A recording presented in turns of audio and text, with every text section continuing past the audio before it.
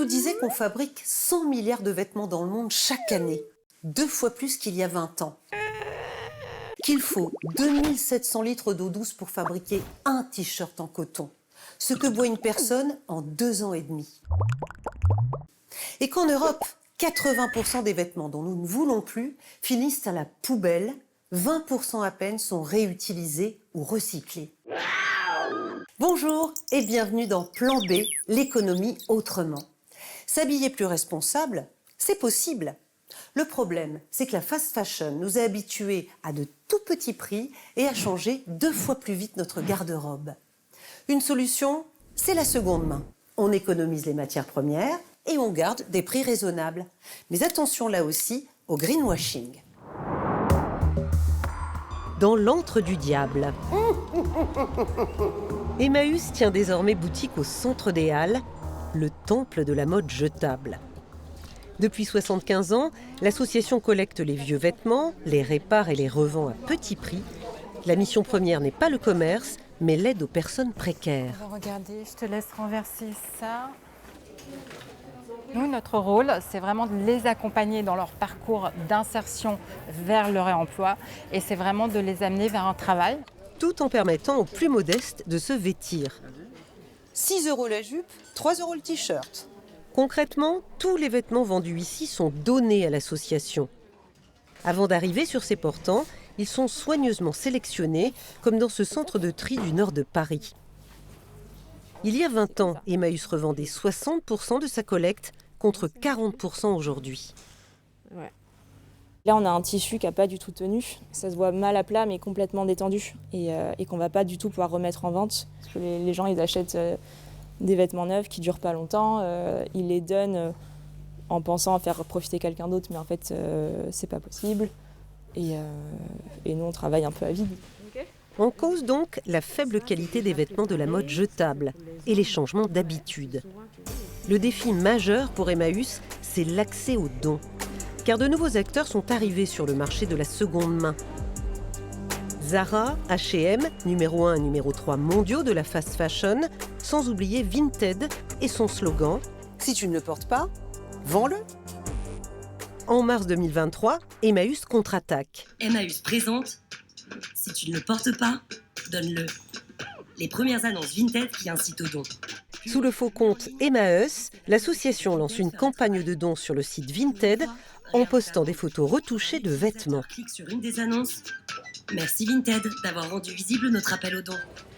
La campagne peine à porter ses fruits et continue dans les rayons d'Emmaüs aux Halles. La boutique cible les jeunes touchés de plein fouet par l'inflation, y compris des fashionistas. À une époque, je revendais et maintenant, je préfère donner. Si c'est pour revendre 2-3 €, je préfère autant les donner. Et puis, moi, ça m'apporte pas grand-chose de 3 € et ça sert à d'autres gens. Non, je vends plus que je donne. C'est vrai que vu que je suis étudiante, je vais pas mentir que Vinted ou quoi, ça fait des compléments de revenus. Des revenus et de l'activité, car Emmaüs transforme dans ses ateliers parisiens une partie des textiles qui n'arrivent jamais en boutique.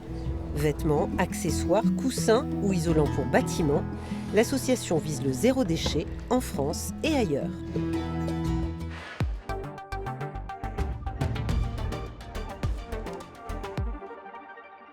La seconde main, c'est une bonne affaire pour les géants de la mode. La seconde main, aujourd'hui, elle représente autour de 180 milliards d'euros et elle devrait doubler d'ici 2027 à l'échelle mondiale. Le fait, dès à présent, de se lancer sur ce marché, c'est ne pas prendre du retard par rapport à d'autres acteurs. Il y a 2 raisons pour lesquelles les acteurs de le fast fashion aujourd'hui vont sur ce marché. Premièrement, c'est l'image. Ils sont extrêmement stigmatisés à raison pour bon nombre sur l'impact environnemental de leur activité.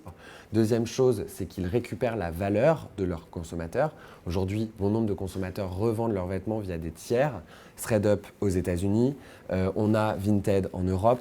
Le fait de réintégrer cette activité dans leur cœur de métier fait qu'ils peuvent récupérer notamment la donnée consommateur qui est extrêmement précieuse. Comment bien choisir sa seconde main ?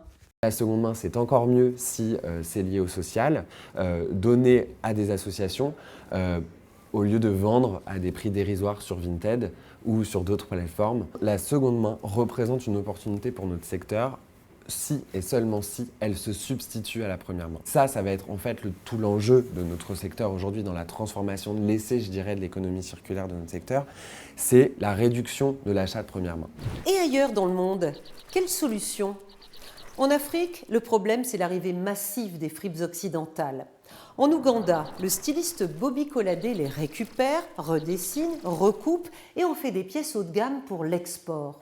Cet ancien de chez Margiela et Balenciaga a baptisé sa marque Buzigail et cette collection Return to Sender, retour à l'envoyeur en français. Plus petit prix, 65 € pour une casquette. Au-delà du pied de nez, son but, c'est de relancer la production textile africaine écrasée par les fripes bon marché, à la clé des usines et des emplois. Pour en savoir plus, retrouvez d'autres numéros de Plan B sur la mode relocalisée et la précommande. C'est sur le site de France 24, sur LinkedIn, Facebook, Twitter ou YouTube. On ne se quitte plus. Ciao, ciao!